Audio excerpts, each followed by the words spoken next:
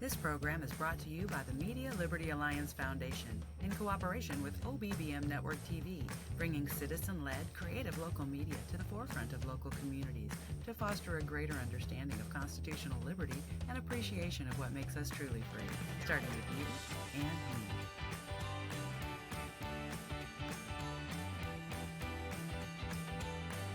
The Zach Ratliff Show is sponsored by Mortgage Financial in Texarkana, Exceed Health Clinic, Elmwood Custom Goods, and Church on the Rock, Texarkana. That's churchontherock.org.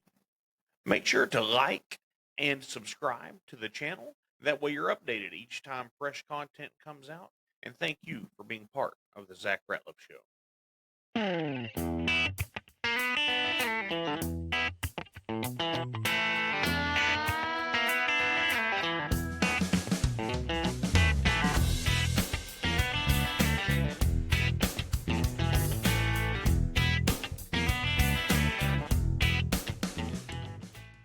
Hello and welcome to the Zach Ratliff Show. I'm Zach. This is my buddy Clark. Hello, hello. What's up, Clark, man? How are you? Man, we're ready to rock and roll. It's a good day to be alive. Yeah, that State of the Union. I mean, first of all, thank God for another day. Thank God for being alive. Let's don't miss credit where credit's due. And thank God for Donald Trump's speech last night. I must admit, if you're right leaning, you kind of get a hard on for that. Oh man, he gave us exactly. Look, I even sent this text message last night. He's a showman. He knows how to put on a good production. 100%. And last night was that. Yeah. Definitely not a diplomat, but definitely a showman.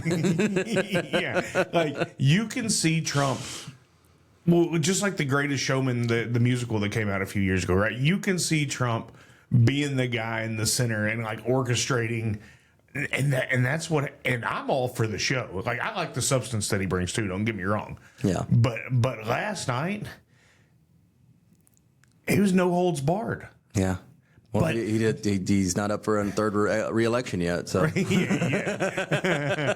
But here's the deal: there was still substance behind it. No, for sure. I mean, so kind of give me your feelings off of it, and let's rock and roll. I mean, the number one thing. The first big thing in my notes that he said was 100% of the jobs that have been created under his administration were private sector jobs. Yeah, absolutely. That's huge. That's hard to argue with unless you're left-leaning and want more, government. Right. I think there's been so many factors when we look back over the previous year for some of the changes that have been made to where you're finally starting to show economically wise how those implications have started to produce. Yeah. So when you look at tariff, you can go both sides of that, and I understand the argument on both sides of it. Yeah, absolutely. But when you look at what does that do for overall productivity of American manufacturing, it's taken off. It's taken off. It's more jobs, more private sector jobs, more industrial production of things that have been, essentially industries that 10 years ago we thought were going to be dead in America. Even look just right across the street here at the aluminum plant. Yeah, and it's just it's exciting to see because that affects people. Now, obviously, big picture, 30,000-foot view, man, you can't help but be sad to an extent whenever you watch this State of the Union because you see how divided we are as a country.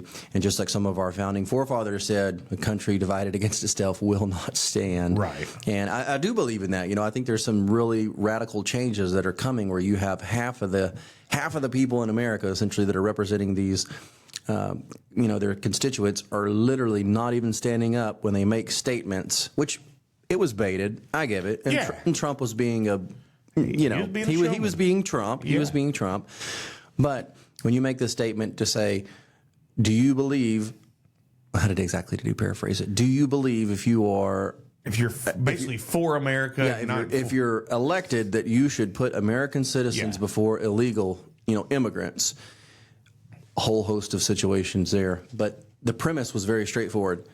Do American citizens deserve your representation over illegal immigrants? And then you don't stand up. And you had half of the entire aspect not stand up. Keep in mind, it was baited. He knew exactly what he was doing with that question. Absolutely. But it's the premise of saying, like, my gosh, like, it's not to say that we're not going to be representative of all persons. It's not to say we don't want immigration in this country. We do. We want all those things. But you have a whole half of the aisle that's saying, oh, no, Americans don't come first. And I'm just like, man, I don't know how you guys keep getting reelected. Well, and so then that leads into him bringing the SAVE Act up. I think the SAVE Act changes so much if it passes. Now, I don't believe that the Republican Senate has the balls to pass it. I just don't think it happens. I sure hope it does, but there's got to be a lot of behind closed doors situations negotiated that probably just aren't going to happen. Yeah. Well, but I also don't know what all Trump has on, or the leverage that it's all about leverage in politics, right? It's all about the leverage. So there could be a lot more leverage at bay than what we realize. That's true. Well, and I think after last night, the conservatives that were kind of, we get worn down, we get beat up by the media, we get all the time. Maybe after that, there's a reinvigoration which will strengthen his leverage. Yeah. There's a chance it happens. And this is what we need is a guy who is not up for reelection, right? But is still all in. Yeah. I mean, well, I kind of play it from both sides. I look at it just as a intermediate viewpoint and think, all right, okay, Trump, I see where you're going from your 30,000 foot view that you have, and you see the direction we're trending, we're having all this, but it's also midterms, right? Yeah. So it's an important time, and you're sitting there and you're just slamming it in their face, doting to no extent for some half truths and a lot of full truths. But the reality is all those implications truly haven't hit the typical American person yet. Now, it's coming. I feel like the implications will progressively get better for the average citizen, but it hasn't fully evolved yet. So when you sit there and you're saying the things you're saying to the average American person, and you're saying how wonderful, how great, how amazing, and from a generalist standpoint, when you're working as a single mom or doing all the things that you have to do, and you're like, okay, gas is down about $1 since you came in, but groceries are still high, my taxes are still taxing. Property taxes are stupid. All these, they just haven't seen it manifest from a standpoint. So during a midterm situation, I'm like, you have to check a pulse point on the general public. And although we're heading in the right direction, and I think it's a very positive thing, I think he's losing sight of some of that. And some of it, like I said, it's just Trump. He has a platform. It's all his. And he's like, y'all slam me all the time. This is my time to slam y'all. Right. And that's just his character, right? To a certain extent. Yeah. But I look at that and I truly think, I'm like, I don't think that's going to be to the benefit during a midterm to be boasting about it that much when the average person is sitting there and being like, I don't know what he's talking about. Everything is so amazing and so great. Well, that's because exactly I haven't felt it yet. We're going to need the economy to speed up before November. Yes. Now, if it follows and does, then people will be able to say, okay, he wasn't that, now when I work overtime, I don't have to, but you're right. That hasn't come to fruition yet. In the fact that it still feels heavy, and the people that we talk to every day, for sure, it feels. I'm in the real estate sector, and while I'm doing fine, and I've had better years, but there are people in my industry that are having a great year, and there are some that are like, oh my gosh, there's nothing, because the market's just now starting to come back, but that's in every aspect. You can look in overall sales on a whole lot of key indicators, and it's like it's trying to churn, but it's just taking so. And some big wheels turn slow. Yeah, and when the grindstone's down, it takes a while to get the power back up to make it happen. And now we've got the momentum, but before you get the flour produced, it takes a little bit of grinding, right? And that's where we are. So that's my only. And it's not even that big of an issue. Like, it's not even that big of an address, because on one hand, I'm like, all right, Trump, I get it. This is your night to shine. You're heading in the right direction. You've got all this leverage. But then I'm also like, dude, that's been your issue from the get-go. You just can be disconnected from some people where it's like, you sound so arrogant Well, he is worth a few $1 billion. I know, but I know. Like and when you're a winner like that, you can't help but just have that just ingrained in who you are, right? I mean, there's no way he could have sustained who he is without having some degree of just that narcissist type personality. Well, he's a victim of his own success, right? Hey, this is work. This is work. I've been right so many times, and it's true. But you just can't help but think, like, dude, you still like polarize people with your that type, and then especially from the left, you see it, and it's just the divisiveness there, and it's just like.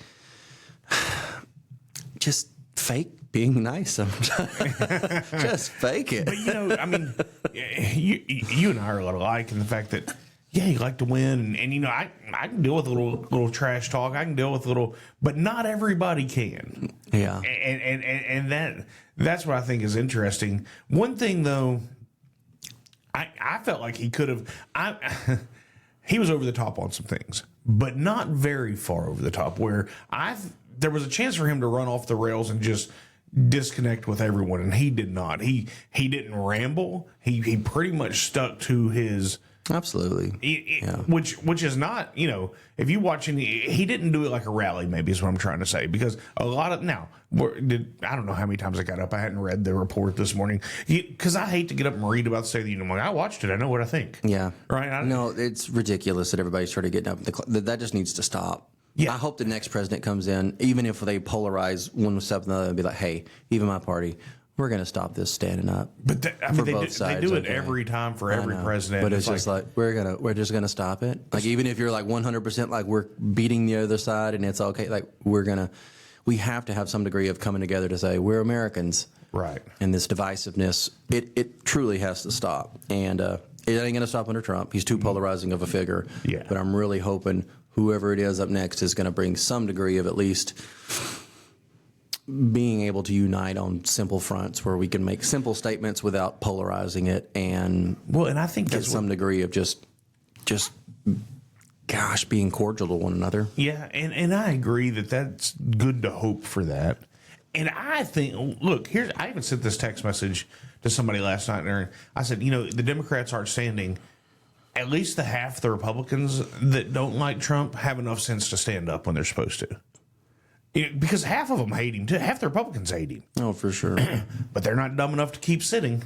For sure. Now, on your point about the midterms,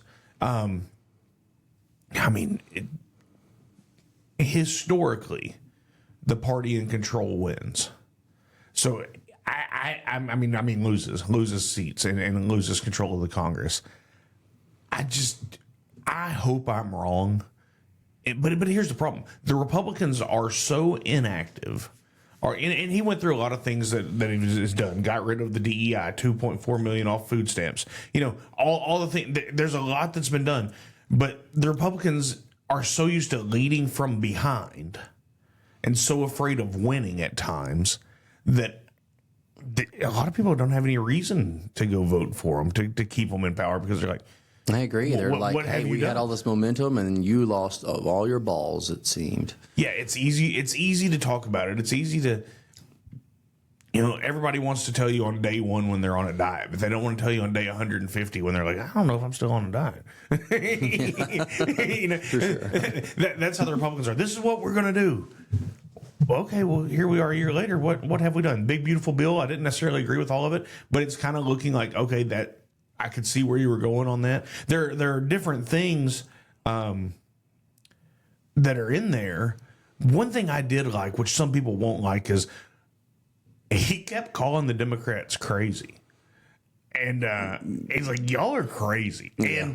And I can admit that I like it, because while I do agree we should come together, I think some people are so hell-bent against him and so hell-bent on certain things that they do look crazy. Now, of course, you could say from the other side, he's crazy for saying that. And so I can acknowledge that that's there, but I don't know. It was red meat for somebody like me. Yeah.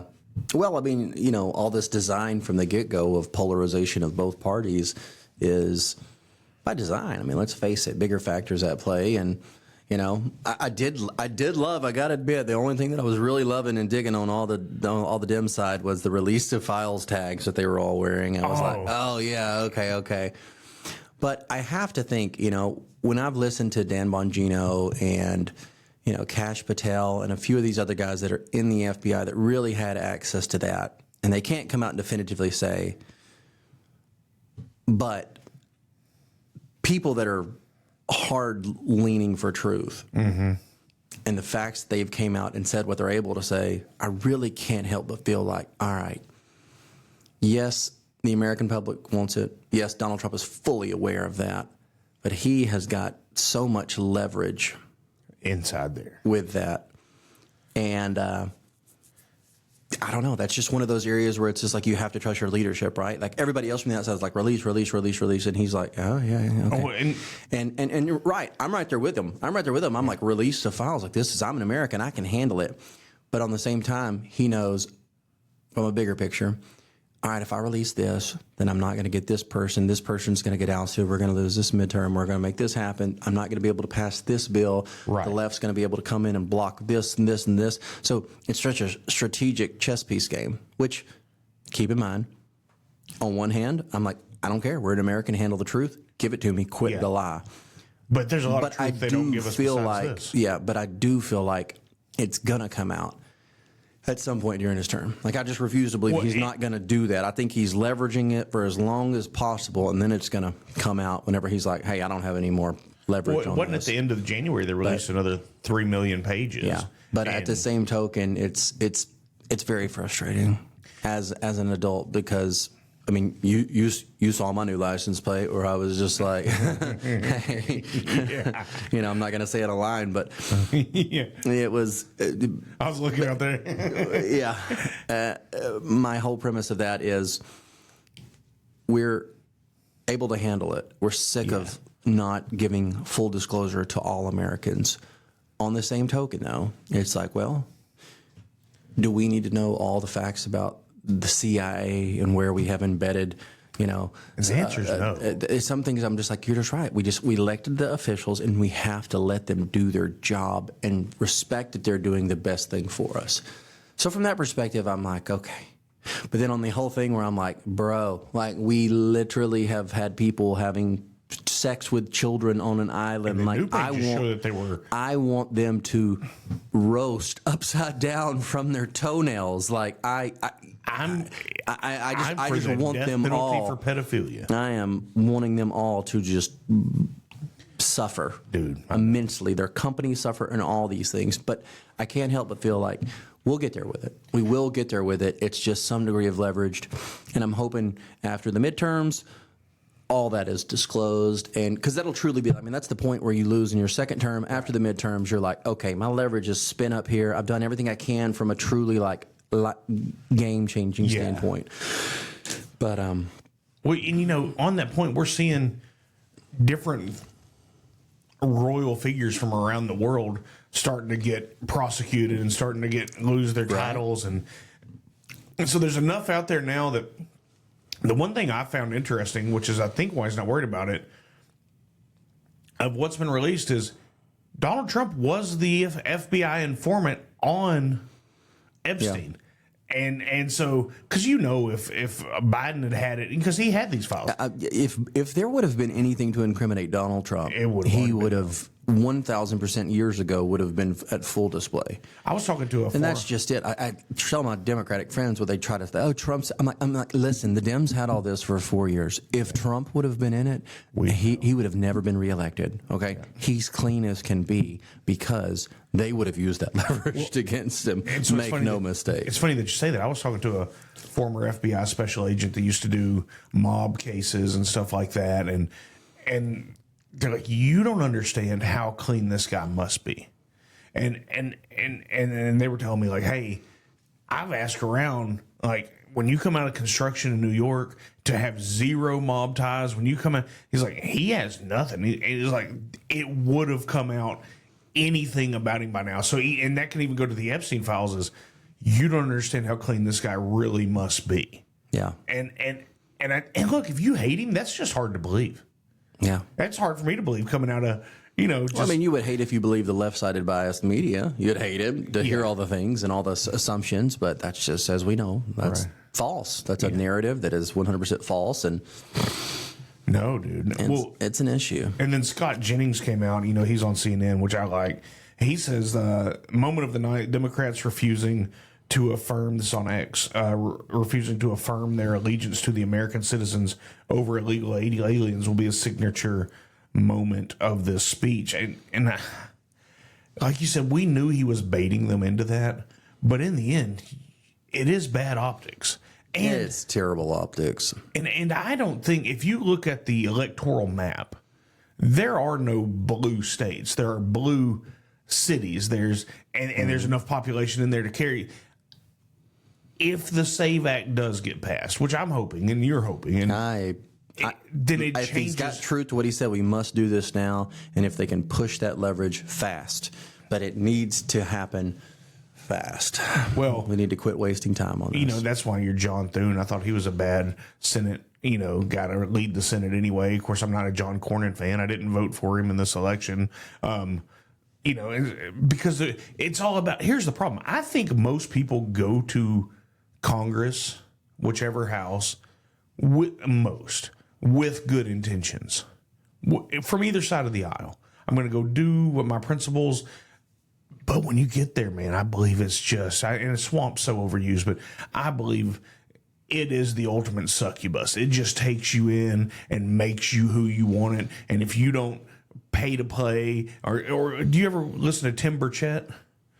He's a representative. I think he's from Tennessee. He claims to be the poorest congressperson, and then he'll say, because I don't take the money. Yeah. And then he's like, and they're going to kill me. and he was one of the ones the first ones that shook Trump's hand last night. But he's very much like, hey, we got to talk about these things. But he's just real about it. And then when you listen to him, you're like, well, the movie. Do you remember the series? I think it was on HBO, but I can't remember. The House of Cards. Maybe it was on Netflix. Yeah. House of Cards. Man, I really love that one. Yeah. So but it's probably an accurate depiction, probably realistically. I remember there was a report, and I don't know if he actually said that, but it was reported that Bill Clinton said that everything about that was real except for the murders. I'm like, what? Yeah. I think the murders were probably a real part of it, too. I'm about to say, I think you orchestrated quite a few of those. Or Hillary. I'm not sure one of you. Hillary. If I knew something about them, I wouldn't say it because I like life. No, yeah, for sure. But it's a unique position that we're in, and I do hope to say that because, like I said, that is just like he was saying last night, like with intensity. He should have been a little bit more calm about it, but it was just like that's the only way you can win for some of this is to just blatantly lie and all this, and I think all Americans are going to be in on that. I do. You would think so, but there's some pretty bad optics on our side as well from the Epstein and all that. And going back to the Epstein, it's just been really something that's bothered me throughout this whole time because I get it. If you're rich and you're powerful and you have all this and you're just an alpha player in every aspect of your life, going off to an island. If these were all women over 18, let's face it, you and I are both men. We both like women. I'm a fan. I mean, if somebody sent me to an island and I wasn't married and they were all over 18, I'd be like, this is pretty amazing. Let me tell you. And I wouldn't falter any of those guys if these were all consenting adults. Consenting adults. But it's like we have found out, I don't know at what point you get so twisted in your... I don't know the devil. I'm not sure if it's just purely the devil or if these guys just have that much of a power ego, but I don't know at what point adult can actually get twisted to the point of being interested in that with a child. And I don't know. I want them all to suffer immensely for that. And I just like, as a world, we have to collectively say that is unacceptable on every level. And every single person involved in it that can get caught and could get roasted from this needs to get burned. And that's exactly... Well, now, if they have an 18-plus, Alan, and they all want to go spend their billions and do their thing and all that, hey, okay, right. Do their thing. You know what I mean? Like, it's going to look bad, and they're going to get in trouble. There's going to be a lot of people that hate them, but deep down, you're going to be like... and even morally, still questionable. Yeah, there's a lot of things, but it's just like that's going to be acceptable to an extent of legality and kids. Morally. Yeah. But the moment we're involving children, it's I want them to suffer the death penalty immensely. And I don't know if the death penalty is enough. I don't think it is. Yeah, I mean, But then I can be a little hardcore on that. you are hardcore, and that's Yeah. one of my favorite things about you. That's why you should go vote for Kelly Crisp, too, for Bowie County District there you go. Attorney, because she is hardcore on people that are going to be hurting our children. Man, Sorry, little plug there. do what you got to do, baby. Hey, here in this local race, that's well, after yesterday, that's fresh on your mind anyway. True, I'm about to say true. It's very much you're a national show. I always forget that, an international show, and here we are talking about Bowie politics. No, dude, Bowie County's good. This is what it's where we are. We do have some strong local races going, and But just like anything, grassroots movements start in the small communities, and then from there they gain momentum, and then they go to state levels, and then from there, before you know it, they're infiltrated on the federal level, and that's how we start it. We the people make the change. that's exactly And right. it's holding our elected representatives' feet to the fire to say, hey, cut the crap.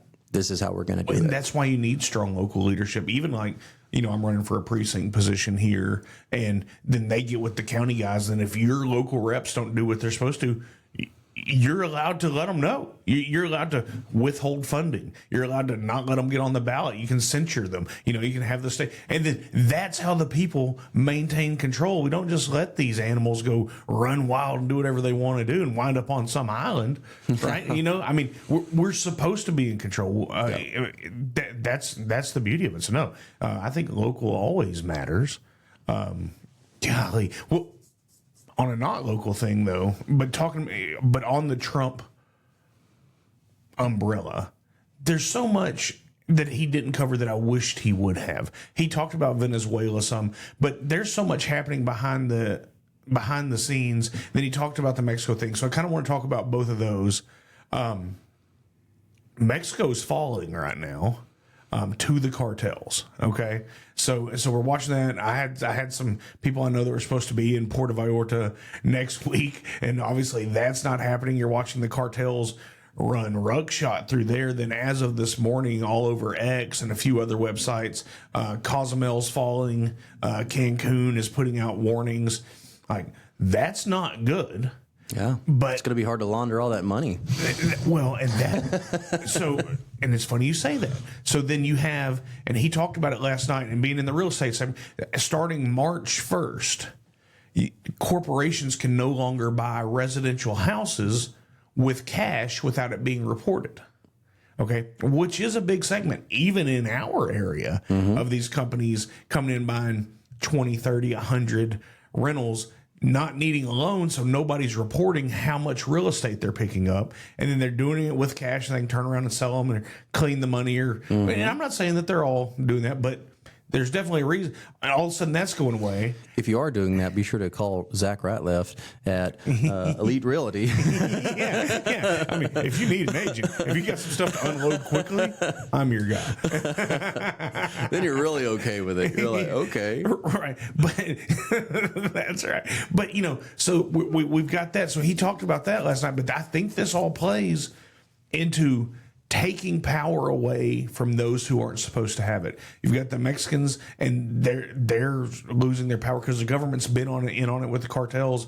And then they say we just gave information, but there's no way the number one cartel leader falls all of a sudden. We're like, oh, oops. Yeah. It's an orchestrated play. Well, so then you got that. Then you have what happened in Venezuela, right, with Maduro. Well, Cuba's been a thorn in our side for a long time. Well, we have a Cuban blockade going right now with the Navy, right? And all this is stuff that the media doesn't really touch on too much. So once we got Venezuela, they're no longer sending oil to Cuba.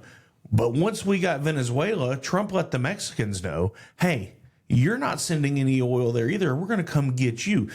So as of last night, the grid is starting to fail even more than normal in Cuba. They don't have any food. That socialism is drying up. So around the world, you can see all of this, but he's bringing power back here, securing our nation. You go to Greenland, all the things like, no, we weren't ever going to take over Greenland. But the next thing you know, They're like, hey, yeah, we could, because we have a treaty from the 60s that says we can be there. Even the Greenlands know that. They're like, we know he doesn't want to change our culture. We know he doesn't want to come here and put a McDonald's on every corner. I saw some funny interviews. But it was just like, we understand the geopolitical reference to where we are, just for protection standpoint. And it's like, yeah, that's it. Just that's all we want out of that. Right. Can we detect these hypersonic nuclear armed missiles that we now have the capabilities to do a lot around the world and to interfere and stop that? Well, we won't, like I said, strength by power. Yeah. And that's exactly, well, so then you get to Iran, and what are they doing right now? They're trying to buy those hypersonic missiles from China to be able to attack our Navy. We've got the largest armada built up, I don't know if in history is accurate, but since 2002. Yeah, about to say since the Middle Eastern War. And so there's so much going on that I wished he could have covered, but I just don't think he had time to. But I think those are a lot of the bigger pieces and a lot of the wins that he didn't even talk about. Yeah. But it's because indirect influence versus, okay, we're going to let this play in the face, and then I know this is going to play in the face. Yeah. We can see it, right? I mean, we can see all the puzzle pieces lining up, and it's like, okay, this is wonderful. This is great.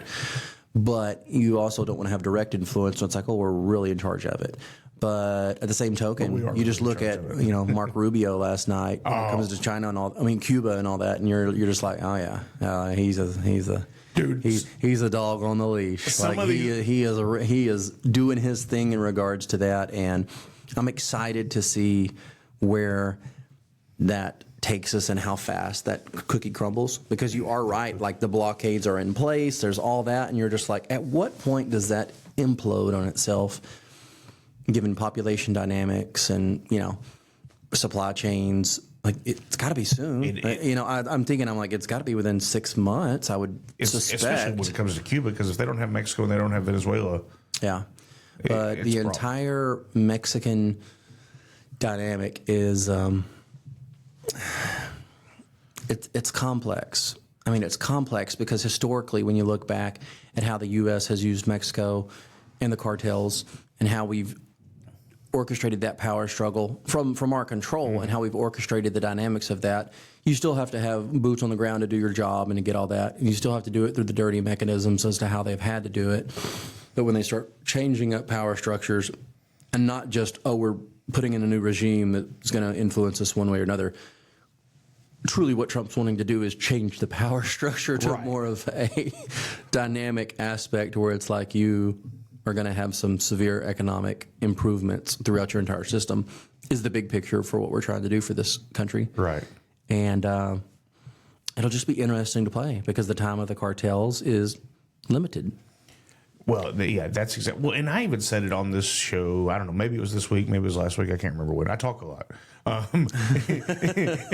But I know people that hunt in Mexico and fish in Mexico. And, it's not a short drive from here, but it's not, I don't know, 10, 12 hours. I mean, it's not bad. For those of you international, 10, 12-hour drive around here is pretty typical. Yeah, getting across Texas, or we can get to Florida from here. It's not an abnormal, so don't take that. No, for sure. Yeah, my buddy was going down to El Paso for a medical conference, and he was like, "Hey, come over and visit me." I said, "Bro, El Paso's 12 hours from me."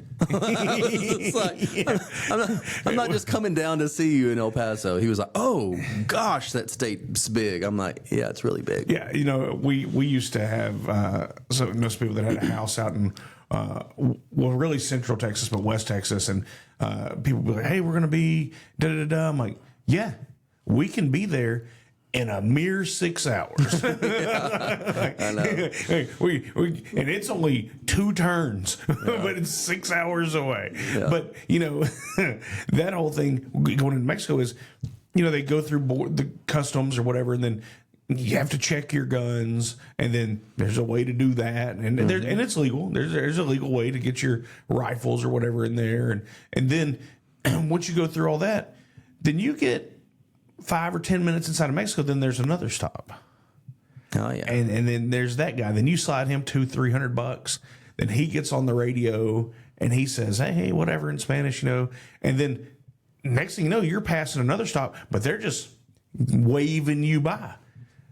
If you don't pay that other guy, I don't know anybody that hadn't never paid him, number one. because you don't know what happens at the number 2. Yeah. And that's the way it works. So that's part of the Mexican culture down there that the citizens are used to, that people that I know that go back and forth are used to. Like, so all of this is it's not going to be easy if the whole thing goes away. It's going to be because the police are in on it. The military's in on it. They're all in on it. Yeah. It's the culture, right? I mean, it's a thing where it's just like, oh, it's Mexico. This is how we've played it forever. Right. But, I really think they're trying to do some big time power reorchestration. I think you're right. And, I don't know, it'll just be interesting because it won't be like, oh, it'll finish in Donald Trump's term. This is just like such a long evolving process. So if we can stay conservative and stay the course, I think it could be beneficial. But if we just go 3 years down the road and then about face and then have another issue, then I think it could be a power dynamic catastrophe. For sure. Okay, before we get out of here, you mentioned the local stuff. How you feeling about these local races? I'm excited for some change in some ways. Yeah. In other ways, politics are dirty. Politics are dirty. Man. Even on a local level where I'm like, these are your neighbors. These are people you live with. This isn't somebody in Washington. This is people you know, and you still want to throw dirt in another person's face. And that's what I was saying. I don't know. More than anything, it shows character to others, where it's just we're all flawed. We all need Jesus. We do all need Jesus. We all need grace towards one another. So I try to keep that in mind. But I'm like, if we can do that to our literal neighbors in our backyard, my gosh, how much worse does it get on a state level? And then how much worse does it get on a federal level? Just progressively. That's exactly right. Well, and I've had the opportunity to get to know most of these candidates, and everybody's like, well, how do you feel about them? And every time the answer is, whoever they are, I'm like, you know what? I really like them. Yeah. It doesn't matter. We're people. We're all human, right? Right. I mean, we are your neighbor. Yeah. Do unto your neighbors as you would do unto yourself. I mean, it's just principles that are just guided, and then they get misconstrued through a power struggle because somebody wants it. Right. And I understand the desire for people wanting, and I get it. We're all human. We get it. But then there's that dynamic of like, it's when the outside you forces see start integrity throwing the mud in some person's aspects of how it goes down, and it's just disheartening every time. Yeah. But that's also the human condition. Disheartening. That's exactly right. Well, I just pray that God's hand comes over this election locally and nationally. And look, from that standpoint, with the Bible as my guide, throughout history, God has used people that were for him and that were against him to do his will. And inevitably, that's what's going to happen. We just have to do our part to orchestrate and make that happen. I agree. We can only do what we can do, but we can definitely try to influence all the persons that can be there. So I feel like it's a good thing. Regardless, like, we're still in a good state. I mean, we're still in a great state. We're still in a great county. Like, what I mean? To have our belief structure, it's a good place to be. It's not like absolutely. we're here within a Los Angeles County type situation being like, oh, we're going to enact some moral authority here. No. So, like, overall, I don't see any radical candidates in our profile. But obviously, you have your personal preference on each independent category. And that's kind of where I am. I'm like, like I said, I've gotten the chance to spend hours with most of these candidates, and I'm like, don't ask me. But I will say about Doc in regards to Doc P. Chambers on your podcast. I mean, that was truly one of the things where I was just like, I'd seen him, but I was like, I don't know really who this guy is. And then on this podcast, listening to it, I was like, okay, I'm interested a little bit more in this dude. So I started digging, really doing my thing, and I was like, okay. All right, he got my vote. I had never met Doc and Lydia before they came here. Yeah. And I don't remember if we started with a prayer or if we ended with a prayer off camera, but it was one of them. But it wasn't at my suggestion. And I thought, okay. Because, I'm praying type. You know this. Yeah. And I'm like, oh, is this who this guy is? And then I'm talking to him. Then I know, because I'm aware of their schedule of where they had to be next. I knew the time constraints, and they just kept going. And we just kept going. Yeah. And we hit the hour and a half mark, and I go, hey, we got to shut this down because I cannot be responsible for a gubernatorial candidate not making the next event, which also I'm a part of that event. Yeah, for sure. And so, but same way after he was here, and Lydia was here, and I go, oh my gosh, I think I'm for this guy. Yeah. And then I started looking, and now I've been at a couple of places where he was at, and then I've got to see how he carries himself. Yeah. And how he treats others, and even at some things that he wasn't asked to be at. Yeah. Right. He was just. I was at an event in Van Zandt County. He just kind of stood in the back. Yeah. But even the way he didn't make it known who he was. Now people obviously knew who he was, but just the way he carried himself. Yeah. And then even like with Perla Hopkins when she was here. Okay, I never heard of Perla Hopkins. Yeah. But welcome to the show.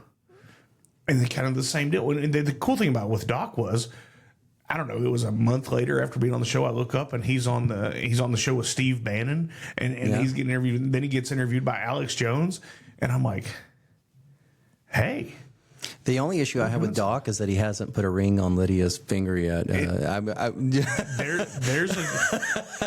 if you're listening, Doc, when I was watching that dynamic play out here, I was like, if this dude is that oblivious, no, he's not, because it's pointed out to him quite often. I know, but I think they're trying to get through the campaign. Yeah, I'm sure, but I was like, bro, make that happen, bro. Come on. Oh, that's awesome. I hope he watches this episode because he's the cool. He's blushing. Maybe Lydia will forward it to him. The coolest thing that Doc has said to me is the last time I saw him, because as a candidate or whatever, anyway, he was leaving. I'm like, all right, Doc, be safe out there. And he goes, if I can't be, I'll at least be dangerous. And I'm like, you know what? Yeah, that's the kind of answer I like. he's got some balls. Yeah. We like it. All right, man. I appreciate you being here. I'm glad to be here, bud. That's good. You've been a supporter of the show for a long time, and I'm so happy. It's so impressive and so awesome to see this show grow. You start small, and then from there you just grow and organically just grow and grow and grow. No. Then you're international and do all these things. So it's super exciting to see. I'm super happy for you. Super happy for the show. And excited to be an American. Yeah, what can we say? That's right, America. All right, everybody. I hope God blesses each and every one of you today.